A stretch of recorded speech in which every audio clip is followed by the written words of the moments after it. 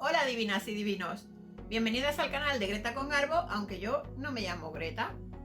Este es el primer vídeo de la serie de los sorteos de los kits de lujo y en este vamos a comentar para ganar el de Hera. Y este kit se compone de un tónico, una emulsión, una esencia, un contorno de ojos y una crema hidratante.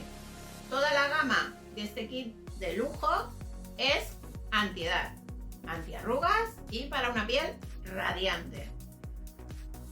Lo que tenéis que hacer para participar en el sorteo de este kit de lujo de Hera es contestar a esta pregunta: ¿cuál de los 5 productos que lo componen es un imprescindible para vosotras?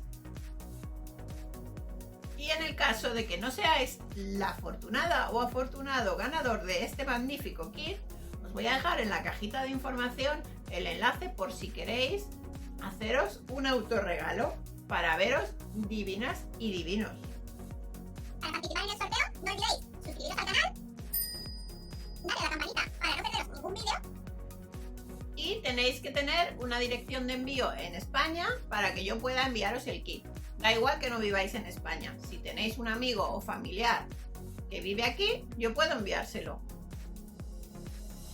Y hasta aquí este mini vídeo. Nos vemos en el próximo. Como so y adiós.